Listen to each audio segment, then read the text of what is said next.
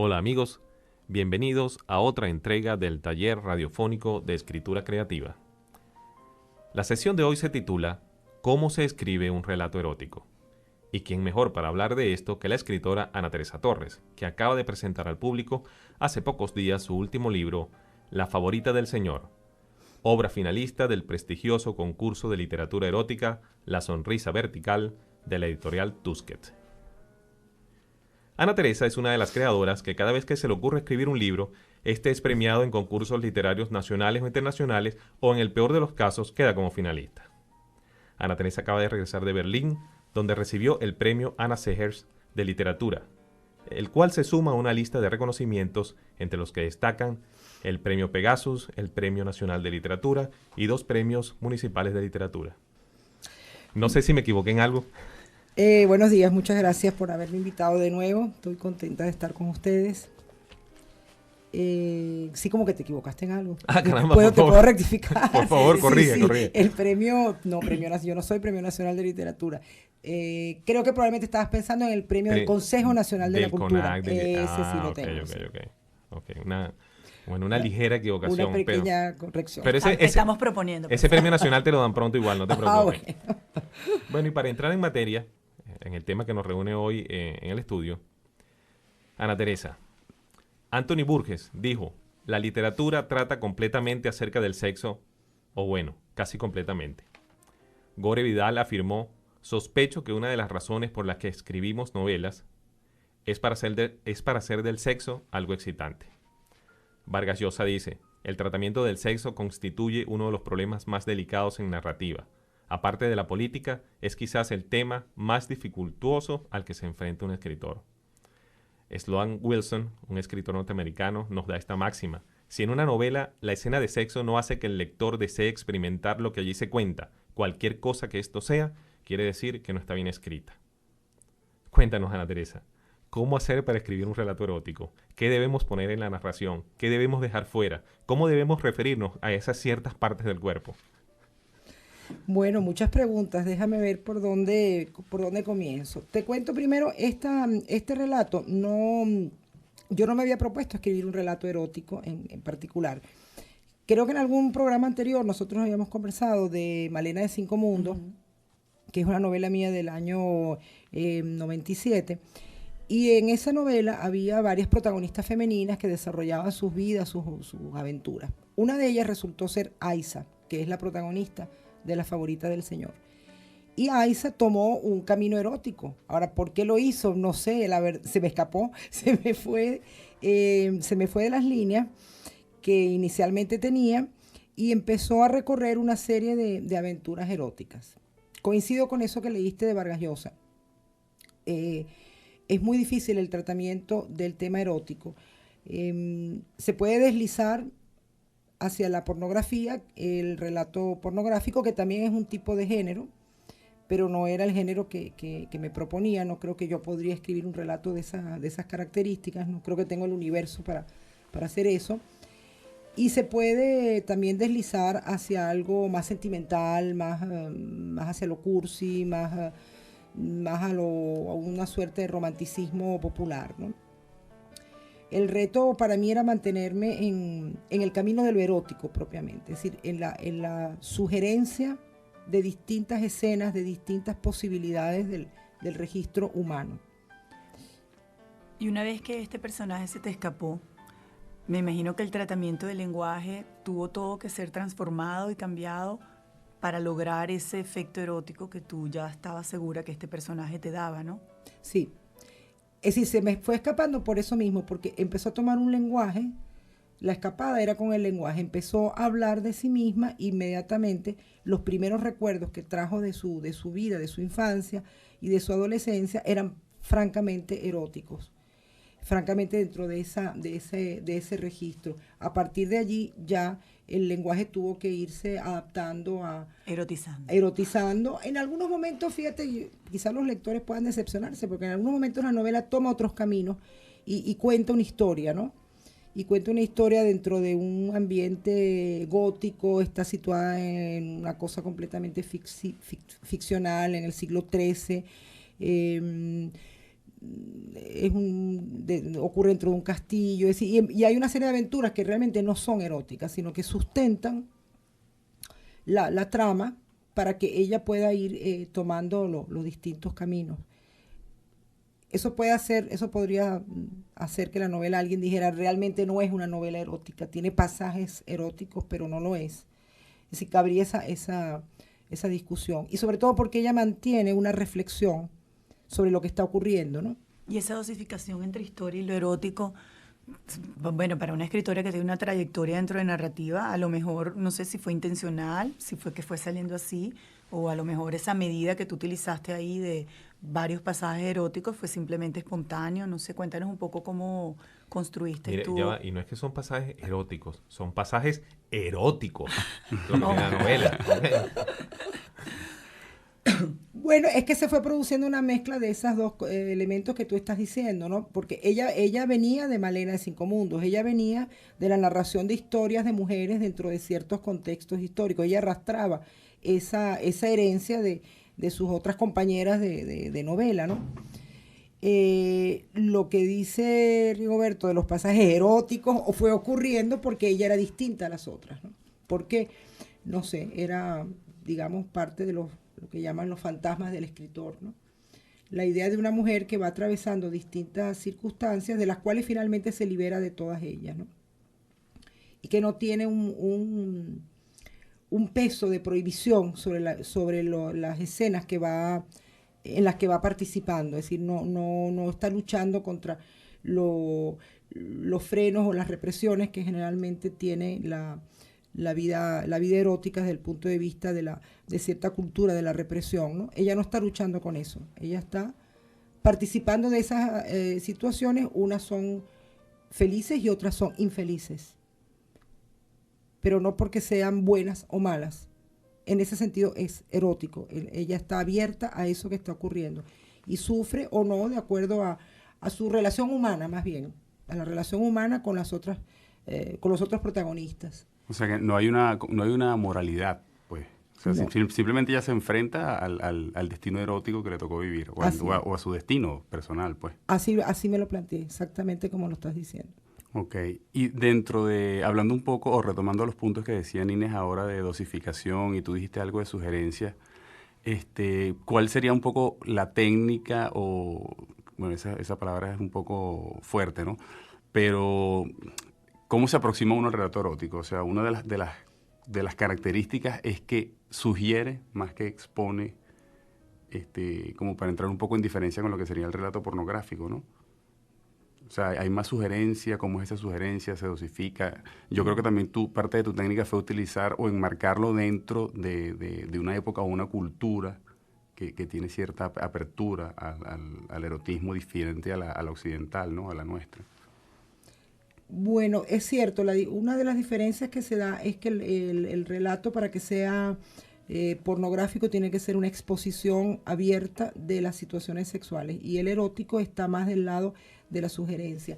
¿Cómo se escribe? Yo creo que se escribe como se puede escribir cualquier otro tema, es decir, la narradora, en este caso yo utilicé los mismos registros que puedo haber utilizado para otras narraciones, es decir, la imaginación, la información, la propia experiencia humana.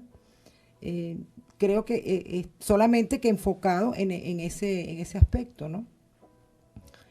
Quizá con ella me propuse algo así como, déjame hacer un repertorio posible, ¿no? Hice como un cierto mapa. Ajá. Un cierto mapa del personaje, de las situaciones. De las situaciones, más que del personaje. Un cierto situaciones. mapa de cuáles eran las situaciones que me parecía que yo podía imaginar y describir. Y en ese sentido la fui llevando por ellas, ¿no? El final no, el final fue como, que ya no es erótico en sí mismo, fue como un desenlace que el mismo personaje tomó, que se libera de ese mapa, ¿no? Libera de esa suerte de destino. Porque destino tiene dos sentidos, el sentido de a donde tú vas, pero también a lo que estás obligado a ir. Y ella Exacto. es la favorita del Señor, ella es una joven que fue educada, una niña que fue educada para, como es una fantasía que ocurren en el mundo árabe, etcétera. Fue educada dentro de un harem y fue educada para el placer del Señor.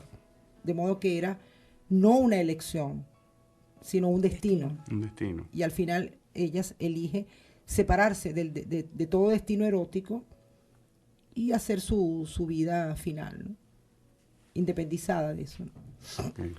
Yo creo que alguna vez te comenté que lo que me sorprendía mucho de tu escritura es que todas tus novelas parecen que fueron escritas por autores diferentes. Cada novela es un mundo diferente.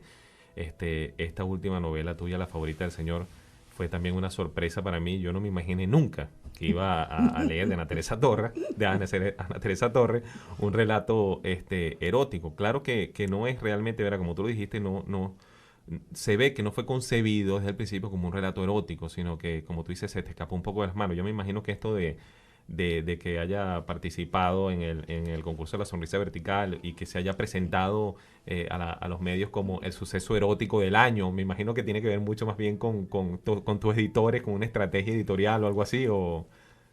No, yo la presenté al concurso de la sonrisa vertical, que es, digamos, muy, muy prestigioso en el género, el año hace tiempo, ¿no? No es algo reciente, eso estoy hablando del año 93, porque después que lo escribí, pensé que cumplía reglas del género erótico. Y yo creo que sí las cumplía. ¿Y cuáles son esas reglas?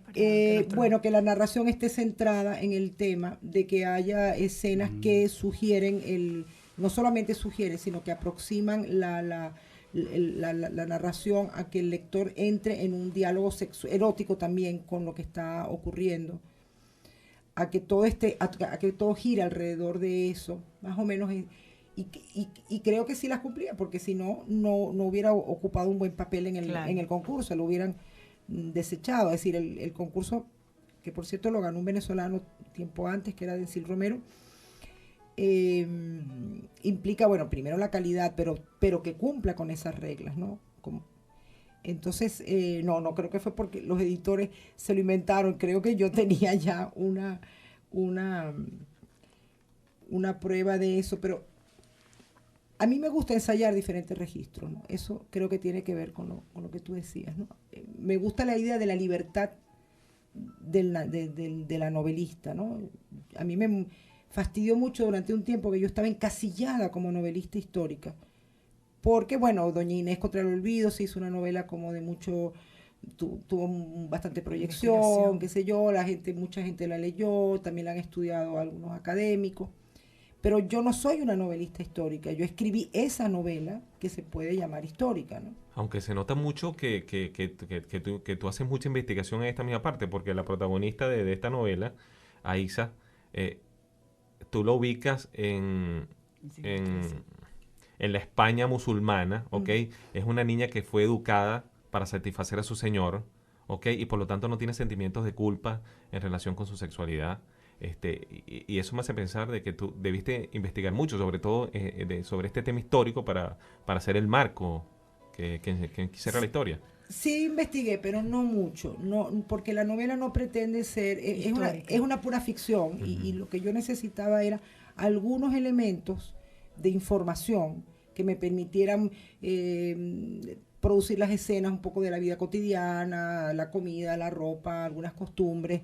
Necesitaba para armar el escenario, pero no la investigación que, por ejemplo, sí tuvo Doña Inés contra el olvido, donde verdaderamente sí trabajé en muchos libros y documentos de historia venezolana. Aquí fue un poco el decorado, porque la novela es una... La utilería. Sí, la utilería, porque es una parodia del género, también del género gótico, ¿no? Novela encerrada en un espacio, los personajes está como en poco contacto con el mundo exterior, todo lo que pasa es en relación a ellos mismos. Y entonces era así, necesitaba construir un poquito cierta utilería para ubicar al personaje, ¿no? Pero ahí podrías encontrar un vínculo con lo anterior mío, pero me refiero a que no es lo mismo. A mí sí, siempre bueno, entiendo que ocurre, pero a veces pienso por qué encasillar a un autor porque hizo una novela de un cierto género. Si yo mañana quisiera, que me encantaría, no sé si lo podría hacer, escribir una novela policial, bueno, yo no soy una escritora de novelas policiales, sino son los distintos registros que puede Es que es más fácil para los académicos y los críticos ponerte en una casilla que tenerte como una voz polifónica que habla muchos registros. Siempre es más fácil hablar de una voz unívoca. O sea, Puede es ser. una Le equivocación. tiembla el piso a los críticos. Sí. Puede ser. Hablando un poco de esa diversidad, Ana Teresa, ¿cómo es tu interacción con los personajes, con esos personajes que tú has ido creando? Porque o sea, yo lo que veo, por lo que decía Rigoberto, tú has creado una serie de mundos, o sea, hay toda una diversidad de personajes o de tipos ahí. ¿Cómo es esa interacción tuya con ellos? No solamente durante el transcurso de la escritura, sino después. O sea, se te aparecen, te preguntan cosas, te reprochan, o sea, a veces uno como que se obsesiona con un personaje y el personaje está ahí pidiéndole, diciéndole, haciéndose como muy autónomo, Bueno, eso ¿no? fue lo que te pasó con Aixa, ¿no? Bueno, yo creo que de una novela lo más fascinante es la creación de los personajes. Esa es la parte que a mí me parece más fascinante. Porque primero el personaje, en esta y en cualquier otra, tú lo construyes, se te ocurre la idea del personaje. Un personaje más o menos así. Pero es un más o menos así. Es una pequeña sugerencia, ¿no? Y después ese personaje se va convirtiendo en una suerte de persona. En algo sólido. En pues. una cosa sólida, una persona que empieza a, no sé cómo es la experiencia de otros novelistas, pero a mí me ocurre, empieza como a tomar su camino, empieza uno a leerse a sí mismo, a decir, bueno, ¿y por qué este personaje se me metió por aquí? Y él se empeña en irse por Y se ahí, porque empeña eso pasa. y va construyendo otros personajes. Yo siempre pienso como en la familia de los personajes novelescos, que ellos necesitan personajes para desarrollarse, que tú no habías pensado que iban a estar. Y los va como creando él. Necesito ahora esto, necesito... Esa es la parte más fascinante. Ellos van pidiendo. Ellos van pidiendo y van construyendo otros. Entonces, en ese momento uno llega a creer. Hay una cierta ficción en la que uno entra como si estuviera construyendo la vida de una persona. Después, bueno, ya lo que tú me decías, bueno, terminada el libro, terminada toda la etapa de corrección y de estructura, que ya no es tan fascinante en ese sentido. No, ya uno lo relee y es casi como encontrar un viejo amigo, ¿no? Una vieja amiga que uno dice, mira, fíjate cómo era, qué cosas le pasaron, ¿no? Ya. Es como los hijos, que llega un momento en que se van. Se van, Exacto. sí, se van. Sí, porque sin embargo se ve que hay una cierta intertextualidad en tu obra. Pues hay un personaje que aparece en Malena, que sin embargo se repite aquí. O sea, que ellos como que han trascendido, digamos, un mundo de un determinado libro y digamos que lo traspasan, ¿no? Malena era un personaje del exilio del tiempo. Ajá. Malena era un personaje y pasó un poco lo mismo. Malena aparece en el exilio del tiempo muy brevemente. Muy brevemente. Y ella tenía un relato mucho mayor que yo saqué del exilio. Y esa parte que saqué, esos fragmentos, dieron origen después a una parte de la novela, ¿no? Me pareció que estaba mal colocada, no estaba... Okay. Es decir, el desarrollo... es el mismo caso de Aixa. Aixa no estaba bien colocada en Malena porque ella necesitaba una historia un poquito más larga. Iba a vivir más cosas, ¿no? Entonces, es parte un poco de su independencia, ¿no? Es decir, no me metas en Claro. no me forces forces aquí. en este espacio porque yo quiero más, yo quiero otra historia. Ahora, yo te voy a hacer una pregunta. Por lo menos cuando uno va a construir un relato, esto es para que los radioescuchas, tú sabes, puedan empezar a ejercitarse. Y el personaje se identifica mucho con la persona que lo está escribiendo. Me imagino que debe ser más complicado escribir ese relato. No sé si el distanciamiento que tú sentiste de Aixa, que simplemente por su nacimiento en otra época, en otro país, con otra cultura, no sé si es más fácil escribir así, porque tienes como menos elementos personales que ponerle, o si es más fácil escribir a alguien contemporáneo, más difícil o más fácil escribir sobre alguien que es más contemporáneo, que tú has rozado más personas de esa manera, no sé. Bueno, es que el distanciamiento es indispensable en la literatura. Incluso si un autor quisiera escribir su autobiografía, así que él mismo o ella misma fueran el personaje, tiene que producir un distanciamiento si quiere producir un texto literario. De lo contrario sería, bueno, una confesión, memoria. una manera de desahogar. Es decir, el personaje tiene que estar distante del autor. El autor tiene que mirarlo desde afuera. Aunque tenga vinculaciones, aunque tú digas esto que está pasando es autobiográfico, esto me pasó a mí o le pasó a alguien que yo conozco, no importa, eso es el insumo. Sí, porque hay muchos lectores que escudriñan una obra para ver qué hay del autor. Siempre hay algo del autor. Siempre. No vale la pena buscarlo, Claro, siempre lo va a siempre ver. va a haber algo. Siempre Oye, lo va a ver. y gente que siempre está pensando que este es el autor que se está retratando. Como Siempre- con Javier María, que siempre parecía que fuera el sí. protagonista de sus obras. Bueno, exacto, pero siempre va a haber algo, pero el autor, eso es como una materia que el narrador toma de su vida o de la vida de las personas cercanas o que ha conocido o de cualquier otra manera y tiene que producir un distanciamiento, tiene que verlo como personaje. Así escribir una autobiografía, tendría la persona que verse a sí misma como personaje para poderlo trazar. Eso es muy importante porque las personas cuando están iniciando la escritura, nos ha pasado a todos, generalmente la distancia es muy poca. La persona está escribiendo verdaderamente de su propio yo. Es normal. Uno empieza siempre, sobre todo en la juventud, empieza siempre por escribir de su yo. No hay distancia. Claro. No se tiene primero que sentar frente al yo. Es una botarlo de su maduración, cuerpo. es una maduración, tomar ese yo para distanciarlo, ¿no? Estamos conversando con Ana Teresa Torres. Su último libro se llama La favorita del Señor, publicado por la editorial Blanca Pantin y el fondo editorial La Nave Va. Ana Teresa, una cuestión interesante que vi en el libro es que tú me hizo recordar a Lolita de Nabokov en el sentido de que ahí tú no, en esa novela nunca nombras órganos sexuales directamente, nunca nombras lo mismo que hizo Nabokov, y creó una obra maestra de la literatura universal. Como hablamos anteriormente, se insinúa más que decir, y creo que eso hace más rico la cuestión, porque el lector tiene que imaginarse todo, se mete dentro de la obra, le pone quizás parte de su propio background y hace la cuestión más rica.